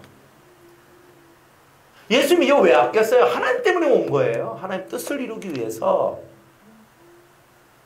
모든 작품은 하나님이 하시는 거예요. 조각가는 하나님이시고 예술가가 하나님이시라는 거예요. 작품을 만들어내는 그분이 하나님이시라는 거예요. 그 하나님께서 우리를 위해 모든 것을 다 준비해 놨는 거예요. 그래서 그걸 다 깨달으면 우리가 눈물을 흘리며 하나님의 은혜로 사는 거임을 이제 깨달았습니다. 하나님께서 저를 위해 행하신 일들이 어찌 그리 큰지요. 여호와여 온 땅에 홀로 높임을 받으소서. 경배를 봐요. 우리는 우리 죄 문제 때문에 눈에 띄는 게 별로 없는데 큰 틀에서 보면 하나님께서 우리에게 원하는 게 이거예요. 봐라, 네 자유의지 사용하고 네가 원하는 대로 살고 네가 생각하는 대로 살아서 나온 결과가 뭐냐?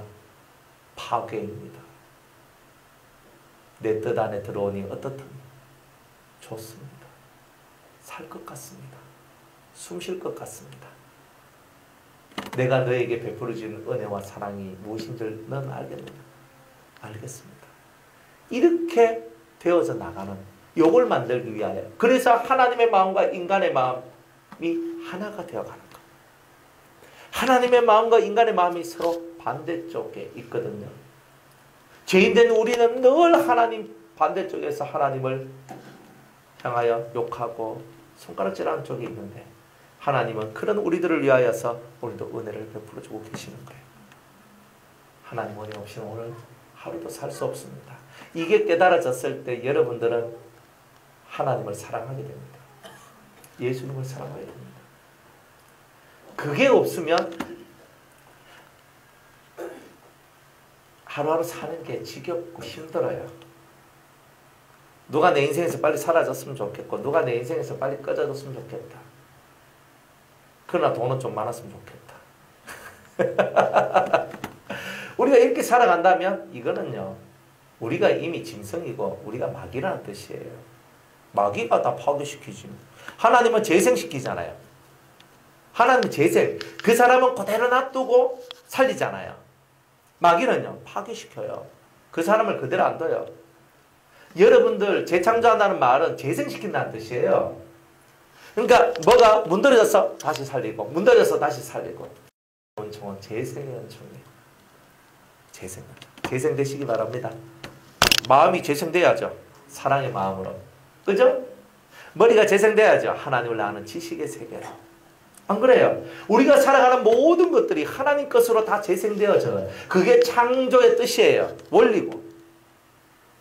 결국은 하나님의 마음과 그 뜻을 정확하게 깨달으면 나의 찬송을 부르기 위하여 창조한 자가 바로 우리라는 너희들, 즉 우리가 하나님을 찬송하기 위하여 지원받았다라는 그 뜻이 무엇인지를 이해하게 되는 거예요.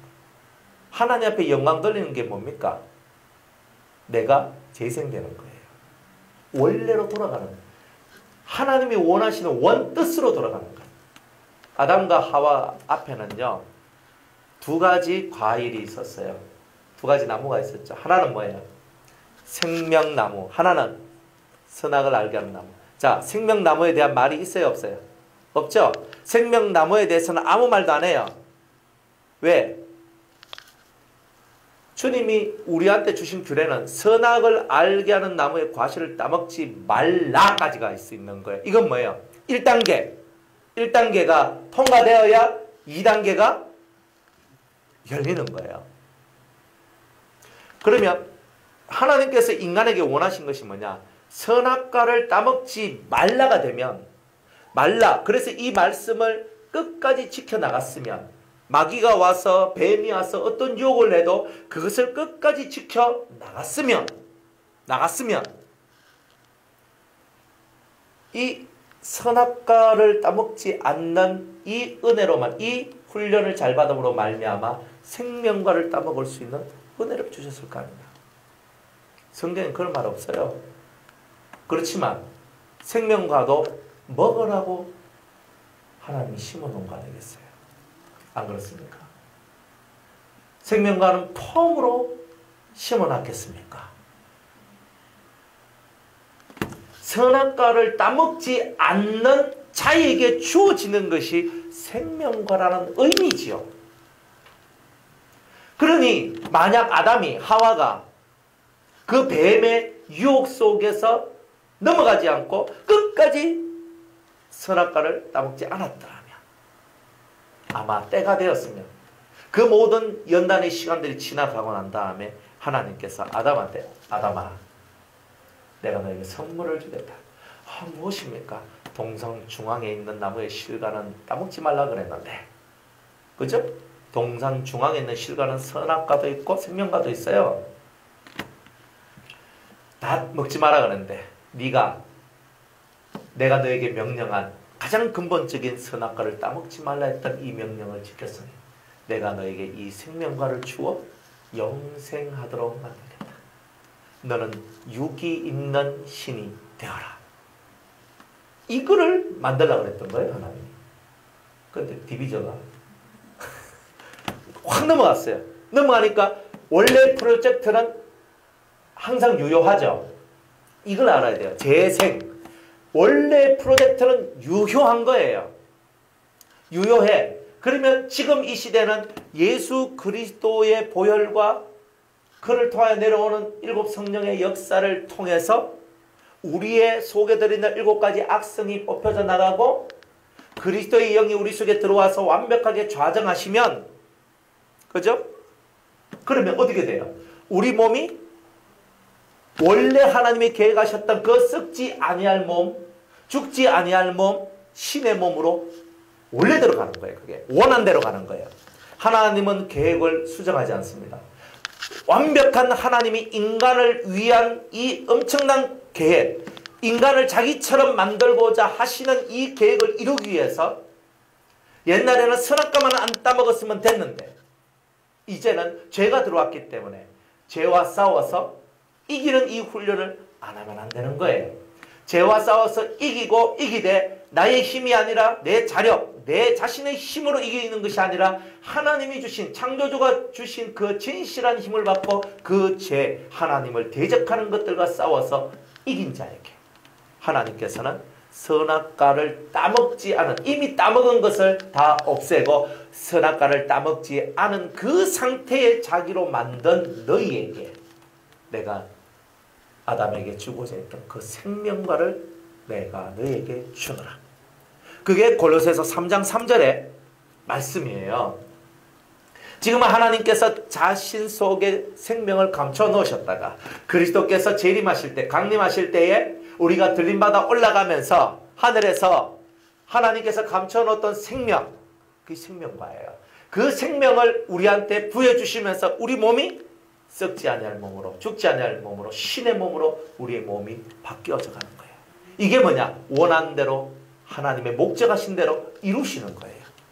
그것을 위하여서 하나님께서는 속죄의 이 엄청난 이야기를 우리 세상에 펼치지 않을 수가 없었던 거예요. 단순히 여러분들이 양심의 자유가 아니에요. 원래 인간을 위한 원초적인 뜻을 이루어가는 거예요. 원래 아담과 하와에게 주시는 원초적인 뜻, 그 뜻을 이루기 위하여서 하나님께서는 지금 마지막 때에 그리스도를 보내시고 예수님을 통하여서 자신이 세웠던 원칙적 원래적 그 뜻을 이루기 위한 그 시스템으로 주님께서 모든 것을 이끌어 가셨다는 거예요. 그러니까 하나님은요, 하나님의 계획은 실패함이 없어요. 우리는 실패하지만 하나님은 실패 안 해요. 우리는 넘어지니까 실패하지. 우리는 하나님을 불신하니까 실패하지만 우리는 하나님을 믿고 오늘도 나아갈 때에 여러분들은 절대 하나님을 믿는 데서는 실패함이 없다는 말이에요. 하나님이 원래 가졌던 원초적인 그 하나님의 뜻을 이루기 위하여 예수님께서 우리에게 오셨고 하나님께서 성령까지도 예수님을 통하여 우리에게 보내주셨다. 그 성령과 그리스도의 진리를 통하였으면 우리가 다시 선악과를 먹었던 그 과거의 아픔의 기억들을 다 지워낼 수 있단 말이에요. 그걸 다 지워내야지만 생명과를 먹을 수 있는 그 은혜가 우리한테 온단 말이에요. 그래서 우리는 이 원 하나님의 뜻을 깨달아야 돼요. 원 하나님의 뜻을 깨닫지 못하니까 다 우리는 이 땅에서 사는 것이 다인 줄 알고 있어요. 이 땅에서 가정이 화목하고 우리 자식들이 잘 되고 내가 뭐 물질적으로 복을 받고 건강에 복을 받고 내가 잘 살아가는 것이 내가 원래 받아야 될 복이다라고 착각을 하지만 실제적으로 우리 인간에게 주어진 최고의 복은 하나님처럼 되어져 가는 거였어요. 그래서 예수님이 우리에게 말하기를 내가 너희를 신이라 하지 아니하였느냐. 하나님의 말씀을 받은 자를 신이라 하였거늘 이렇게 말씀하시잖아요. 그러니까 여러분들이 하나님처럼 예수님처럼 되어져 가는 것, 그것을 성경은 뭐라고 얘기하냐? 부활체다. 그 부활의 영광을 얻는 것이다. 이렇게 얘기를 하는 거예요. 그러니까 여러분들은 천국 가는 게 여러분의 목적이 아니에요. 여러분이 나를 창조하신 그 하나님처럼 되는 게 여러분의 목적이에요. 그러니까 우리 이기적이거든. 저는 죽어서 천국 가야 돼, 천국 가야 돼, 천국 가야 돼. 항상 나를 생각하잖아요. 우리가 하나님을 생각해야 되는데 나를 생각하는 거예요. 여러분들 보고 천국 가지 말라는 게 아니고 지옥 가란 말이 아니고 우리는 천국 가는 것조차도 나를 위한 거잖아요. 근데 내가 본연으로 딱 들어가면 하나님의 원래 뜻을 이루어 드리는 그 세계로 내가 들어가기 위하여 죄와 싸워서 이기고 투쟁하고 나가는 거예요. 인간이 원래 만들어진 진짜 목적이 이건데 하나님이 자기 자식으로 받아들인 인간인데 그래 하나님 앞에서 우리가 이걸 깨닫게 될 때 하나님께서 자기처럼 만들어 주기 위하여 창조주는 안 돼요. 우리는 피조물이니까. 피조물이지만은 하나님의 성품과 하나님의 형상과 하나님의 것으로 가득 채워진 그런 제2의 하나님, 제2의 예수가 되도록 우리를 만들어 주시는 것. 이게 하나님의 계획이다. 그러니 여러분들은 이제 왜 예수 믿습니까? 이 질문이 나왔을 때 여러분들은 뭐라고 얘기해야 됩니까? 진짜 성경적 답은 이거예요. 내가 예수를 믿는 이유는 하나님의 아들이 되기 위해서입니다. 진실한 하나님의 아들이 되기 위해서입니다. 사실 하나님이 원하시는 것, 하나님이 원하는 그 아들이 되기 위해서. 그래서 예수님이 아들로 오신 거란 말이에요. 따라합시다. 내가 사는 목적은 하나님의 진실한 아들 예수 그리스도와 같은 아들이 되기 위하여 나는 오늘도 예수 믿죠. 맞죠? 그러니까 여러분들은 이제 성경을 통해서 뭘 봐야 되냐면 하나님의 아들이 뭔지만 알면 되잖아요. 하나님의 아들에 대해서 성경이 뭐라고 얘기하고 있는지만 알면 되잖아요. 영접하는 자, 곧 그 이름을 믿는 자에게는 하나님의 아들, 자녀라 했는데 자녀가 너무 약해. 하나님의 아들이 되는 그런 선이거든, 선. 자손, 이런 말도 있지만 아들 자손을 얘기하는 거예요. 하나님의 아들이 되는 권세를 주셨으니 저는 여잔데요. 상관없어요. 성령 받으면, 예수의 영을 받으면 다 하나님의 아들인 거예요. 오케이? 하나님의 아들이 되는 권세가, 이 하나님의 아들이 되는 권세는 혈통으로나 육정으로나 사람의 뜻으로 난 것이 아니요. 오직 하나님의 뜻! 하나님의 뜻이 여러분들 속에 들어갔기 때문에 하나님의 아들로 세워진 거예요. 할렐루야. 하나님의 뜻이 여러분들한테 세워졌잖아요. 그 뜻을 깨달아야 되는 거예요. 내가 예수님과 같은 아들이 되면 그분은 마지막 때에 공중에서 백마를 타고 내려오시는데 그분의 이름이 뭐지요? 예? 충신과 진실이라 그랬죠. 계시록 19장에 예수님께서 백마를 타고 하늘에서 지상재림하시거든요. 그때 예수님께서 자기 그분 이름이 뭐냐 하니까 충신과 진실이다. 충신과 진실이라 그랬어요. 한번 성경 찾아볼게요. 계시록 19장 한번 볼게요. 중요하니까.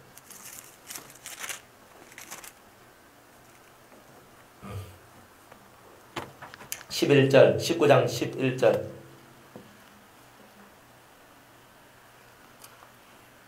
예수님은요, 이름이 있어요. 이름, 예수님의 비밀이지요. 자, 또 내가 하늘이 열린 것을 보니 보라 백마와 탄자가 있으니 그 이름은 충신과 진실이라 그랬어요. 그죠? 그가 공의로 심판하며 싸우더라. 예수님이죠. 그 눈이 불꽃 같고 그 머리에 많은 면류관이 있고 또 이름 쓴 것이 하나가 있으니 자기밖에 아는 자가 없고 새 이름을 갖고 내려오시는 거예요. 예수님이. 그 다음에 또 그가 피 뿌린 옷을 입었는데 예수님이 피 뿌린 옷을 입었는데 그 이름은 그분의 이름은 예수님의 이름은 하나님의 말씀이라 이렇게 나오는 거예요. 그러니까 여기에서 뭐가 나오냐면 두 가지 충신과 진실이라는 이름과 하나님의 말씀이라는 이름 이 세 가지 이름을 갖고 우리 오시는 거예요. 자, 여기서 우리는 진실이라고 얘기하지만요. 원문으로 들어가면 뭐라 그랬어요? 진리라 그랬죠. 그러니까 예수님은 충신이라는 이름과 진리라는 이름으로 왔어요. 그리고 하나님 말씀이라는 이름으로 왔어요. 맞죠? 근데 그분이 가지고 있는 이름의 뜻이에요. 이게. 앞으로 장차 오실 예수님의 새 이름은 이것하고 연관되어 있어요. 근데 이것을 다 포함하는 어떤 말이 나와요. 그게 예수님의 새 이름인 거예요. 그래서 충신과 진리, 충신과 진실, 하나님의 말씀 이게 예수님의 이름인기라. 이와 같이 이건 뭐라고 얘기해야 되냐면 첫 번째, 여러분들은 예수님처럼 하나님 말씀을 이루는 충신이 되어야 된다는 거예요. 예수님 이 속죄의 제사가 예수님이 충성스러움을 드러내거든요. 얼마만큼 드러냈냐면 예수님이 하나님께서 예수님 보고 네가 죽어야 내 백성이 산다 그러니까 예수님이 자기 목숨을 내놔요. 우리의 죄짐을 다 지고 가세요. 세상 죄를 지고 가는 하나님의 어린 양 지고 가는 거예요. 무겁죠. 여러분 십자가에 못 박혀 죽는 것보다 더 무서운 게 뭐냐? 예수님이 우리가 가야 될 음부 그 지옥의 맛을 보는 거예요. 음부로 내려가요. 그곳에서 3일 동안 있어요. 예수님이 3시에 죽으셨죠. 오후 3시에. 그죠? 금요일날 오후 3시에 죽으셨어요. 저녁 소재 드릴 때, 저녁 분향 올릴 때. 그러면 금요일날 오후 3시, 토요일날 오후 3시, 주일날 새벽 3시나 4시나 해 뜨기 전에. 그죠? 그러면 대충 몇 시간이냐면 36시간에서 37시간 우리 인간 세상 나이로 인간 세상 시간으로 36시간 내지 37시간 많게는 38시간. 그죠? 그 정도. 새벽이니까. 해 뜨기 전에 예수님이 나오셨으니까. 그죠? 그러니까 예수님께서 그러다 보면 36시간에서 38시간 정도 우리 인간 세상의 시간으로는 그 정도. 그러나 영계는 시간이 있어요? 없어요? 우리 인간 세상 아마 38시간 지났네 하지만 영계는요. 1000년을 살아도 인간 세상 속에서는 1시간도 안 지날 수 있는 그런 게 있단 말이에요. 그런 게 있단 말이에요. 그러니까 이 영계는요. 우리가 예측할 수 있는 시간에 예측은 못해. 그러나 우리 인간 세상의 시간으로서 36시간에서 38시간 정도 예수님께서 음부에 내려가 계셨어요. 그 속에서 엄청난 어떤 그 고통을 당하는 거예요. 내가 내려가야 될 음부. 예수님이 내려가시는 거. 이게 뭐예요? 충성이에요. 그죠? 사람들한테 그죠? 내 대신 죽어주실랍니까? 뭐 죽어줍니까? 내 대신 빚 갚아줄랍니까? 빚 안 갚아줍니다. 내 대신 옥살이 좀 해줄랍니까? 안 해줍니다. 신부 좀 뭐는데 제가 가야 되는데 제가 너무 사정이 뭐 그래가지고 못 가는데 저기 전라도 어디 저 깊은 데 가서 이걸 전해주고 와야 되는데 집사님 좀 갖다 주시면 안 됩니까? 목사님 택배 보내세요. 택배.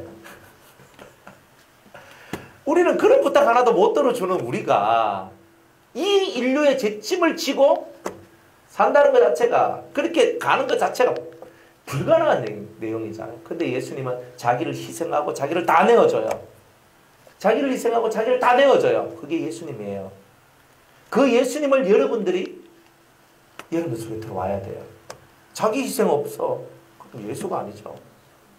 충신이라는 게 그런 거예요. 그러니까 여러분들 하나님의 아들이 뭐냐? 충신이 하나님의 아들이다 이거예요. 충신. 그래서 여러분 충성스러운 자들이 되세요. 작은 일에 충성하지 못한 사람이 큰 일에 충성한다. 거짓말이에요. 우리가 교회 생활 하잖아요. 기도원 생활하고 교회 생활하고 우리가 은혜 생활 하잖아요. 자기한테 주어진 작은 일에 충성하지 못한 사람은 큰 일에 충성 못합니다. 그런 일은 불가능해요.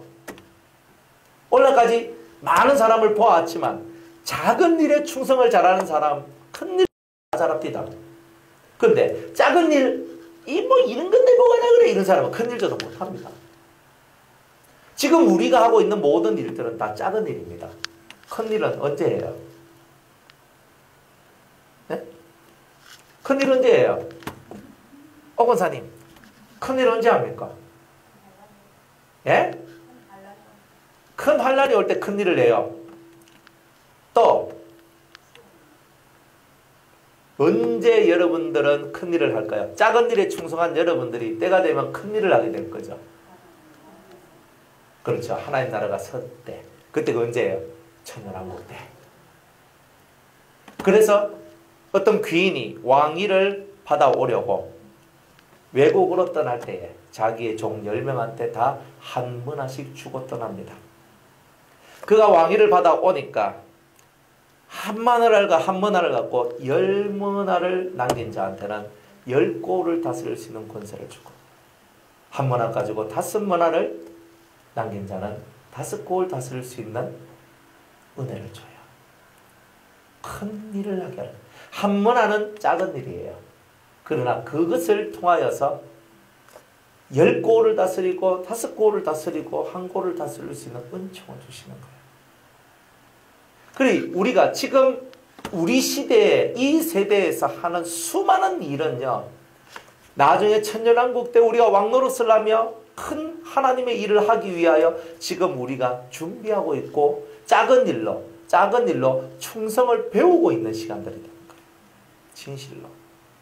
그러니까 저와 여러분들이 충신의 길을 걸어가는 것은 지금 여기에서 지금 이 시대에서 충성을 배우셔야지만 그 시대에 주님이 크게 여러분을 들어 쓰신다는 거예요. 그래 지금 이 시대는 뭐냐? 꼭 마트 같은 데 가면 우리 보고 이거 먹고 가세요 그러잖아요. 시식하라는 거. 그래가 막 하는데 그래 마트 갈 때는 배가 채워질 때 가야 돼요. 배가 고프면 먹어보고 다 맛있거든요. 다 사야 돼. 아니 그래가지고 마트 딱 가가지고 시식을 딱 해보니까 맛이 있으니까 본품을 사지요. 지금 이 시대는요, 시식하는 시대라고 보시면 돼요. 본품을 얻기 위하여서 시식을 내가 맛을 보고 맛있다. 그럼 그걸 하는 거예요. 그러니까 지금은 시식하는 시대와 같은 거예요. 여러분들에게 주어진 직분, 여러분들에게 주어진 사명은 충성도를 가늠하는, 작은 일에 대한 충성도를 가늠하는 잣대일 뿐이에요. 그 잣대 속에서 여러분들이 깨닫고 충성하면서 하나님 앞에 죄를 이기고 여러분들이 거룩함을 덧입는 이런 삶을 살아가도록 하나님께서는 여러분들이 그렇게 되기를 원하고 있다는 거예요. 또 예수님의 이름은 진실이래요. 진실이란 말은 진리다. 예수님은요, 우리가 살아가야 될 모든 사상이에요. 진리는 사상이거든요. 우리가 대화를 딱 하면요, 여러분들 속에 있는 사상이 다 나와요. 뭐가 있냐? 여러분들 심령 속에 뭐가 있느냐? 대화를 하면 다 나와요. 대화를 하면. 안 나오겠어요? 다 나오지. 다 나옵니다. 우리의 대화는 우리의 사상이 다 나와요. 여러분들이 말 한마디 툭툭 던질 때 여러분들 속에서는 여러분의 생각과 사상이 툭툭 나오는 거예요. 근데 그 사상이 무슨 사상이 되기를 원한다? 진리적 사상이 되기를 원한다는 거예요. 진리. 예수님적 사상. 그런 거. 그 다음에 하나님의 말씀. 여러분 자체가 말씀이 돼야 돼요. 여러분들 자체가. 툭 찌르면 뭐가 나와야 돼요? 이씨. 툭 찌르면 와이씨. 이거 그죠? 뭐 자꾸 씨씨 나오고 막 이상하게 입이 조금 거칠어지고 이 칸이 나오거든요. 찌르면 우리 속에 뭐가 있어요? 말씀이 있잖아요. 찌르면 뭐가 나와야 돼요? 말씀이 사람이 떡으로만 살 것이 아니에요. 이래 나와야 되잖아요. 너의 염려를 주께 맡겨라. 그죠? 너의 경영하는 것을 다 하나님께 맡겨라. 모든 것 다 맡겨라. 말씀이 막 뚝뚝 튀어나와야 돼요. 뭔가 지금 환란이 빡 오면은 갑자기 말씀이 탁 올라와가지고 말씀 가지고 방언을 다 하는 거예요. 그래서 그 말씀대로 믿고 기도하는 거예요. 그럼 환란이 지나가요. 그러니까 환란이 온다고 두려워할 건 없어요. 여러분은 환란을 막을 수 있는 말씀이 있고 환란을 통과해낼 수 있는 말씀이라는 능력이 있잖아요. 하나님의 아들들은요. 하나님의 말씀을 가졌고 진리의 사상을 가졌어요. 그리고 충성된 사람, 충신이에요.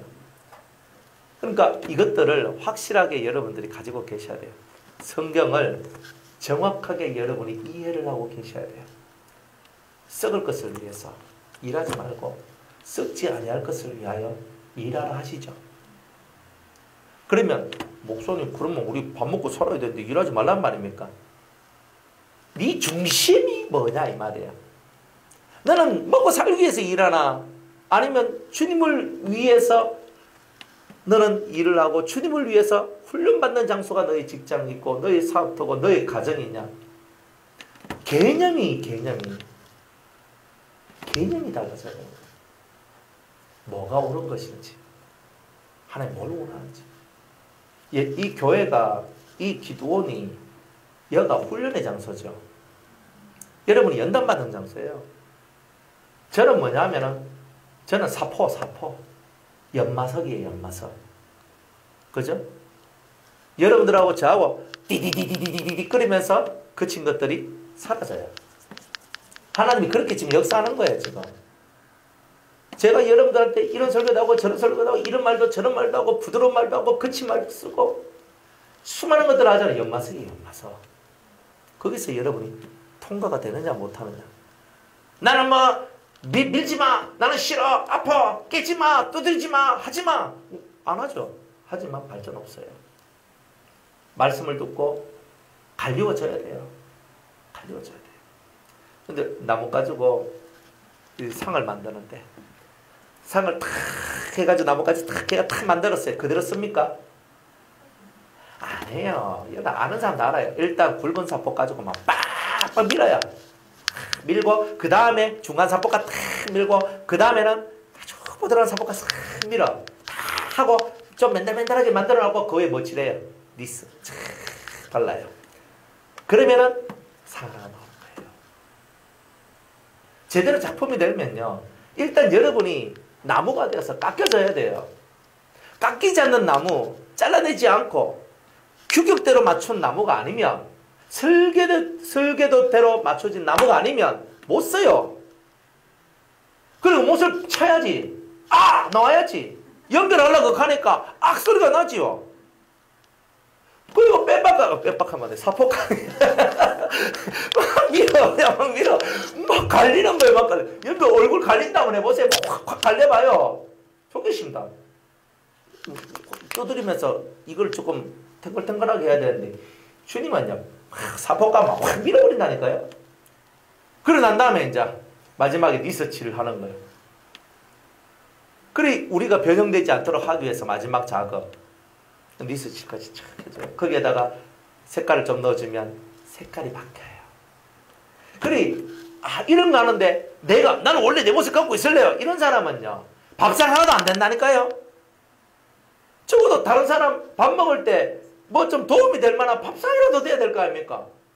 그 작은 밥상도 그런 공정을 통해서 만들어지는데 우리는 그런 훈련 하나 안 받고 말 한마디에 삐지고 성질, 자기 성질 못 참고 속에서 뭐 나오면 뒤비지고 이러면 밥상은 커녕 그죠? 뭐 되겠습니까? 이 강대상 나무 한번 보십시오. 이 정교한 나무, 이 정교하게 이걸 만들었어요. 이거 30년짜리입니다.